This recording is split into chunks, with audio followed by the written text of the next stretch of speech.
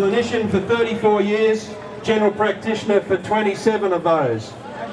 In October 2021, I was forced to resign from a job that I loved, and in February 2022 I was suspended by APRA and the medical boards because they viewed me as a risk to public health. Unfortunately, many of the colleges of medicine, in fact all of them, have failed to stand up and defend medical ethics. I'm also here today as a member of the executive of AMPS, which is the Australian Medical Professionals Society, formed as a result of these disastrous public health decisions and the overreach of health bureaucracy and government.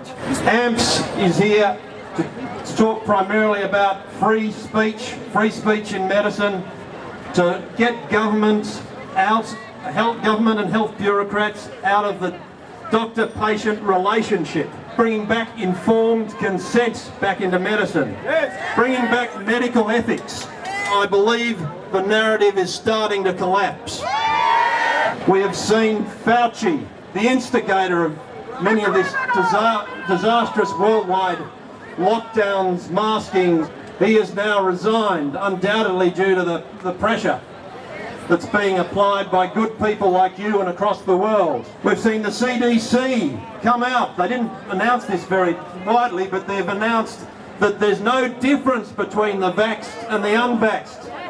So why the hell are these bloody mandates still around? Our own Chief Health Officer, whose initials start with, what are his initials? Say that again. Yes, I think he might be doing a bit of that. Right from Dave Dot, he's demeaned, ridiculed, demonised, and everything that he has said is plain wrong.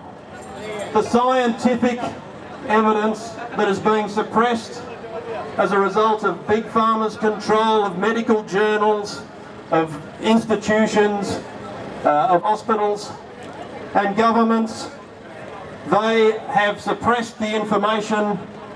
So it's only good people like yourselves getting out and searching for it and realising the lies that have been told. I again congratulate you for doing that, because there's been immense pressure for you not to do that. So Brett Sutton has said 1 jab, 2 jab, 3 jab, 4 jab, they don't stop transmission and they don't stop infection. We knew that very early on. In fact, the manufacturers didn't even say that. The studies didn't show that. They didn't test for it. They just imposed these insane mandates on us. They've blocked safe and effective early treatments. They've masked us up with no evidence either before or during this whole process.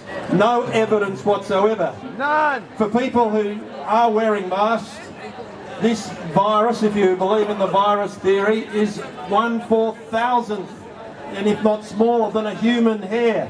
It will go through your mask and around most of those masks. In fact, most of the blue masks that are being worn, they actually on the packet say this does not stop viral transmission, if you look at the fine detail. Unfortunately, the main reason this whole narrative is collapsing is because these they claim were safe and effective, and I don't know how on earth you can ever claim that about any medication, particularly an experimental one. They are clearly completely ineffective. COVID is being felt by pretty much everybody, and we all know of people who've been damaged by these. At times I just get overwrought with anger about this whole episode that's been put upon us. I'd like to say to healthcare workers or people who know healthcare workers, you need to stand up, and stand up now. I know the hospitals are trying to push on you a further jab.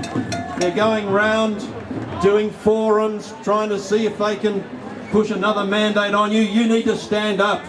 You can see what's happening to many of the patients and yourselves. Stand up. Find what's happened up in Queensland with the teachers, that the social credit system will be starting to be imposed on here after the election. Keep fighting, keep fighting. But we do it because you love Australia, you love your fellow Australians, and you want the best for them. You want to protect your children, protect your parents, and we're doing this from love and through moral courage. That's the important thing. They will realise that the more that stand up, the people who have been fearful in the past, there are people out there, there are doctors out there, doctors who are fearful of APRA who have been a government stick to which beat doctors with. We've got to stand up and beat this tyranny. Thank you.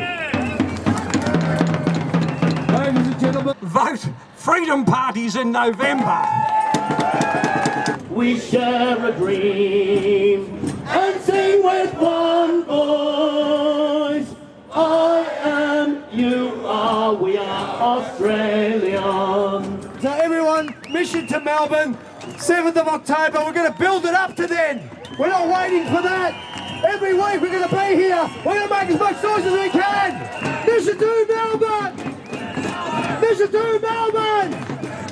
Let me just tell everyone here that we are not here for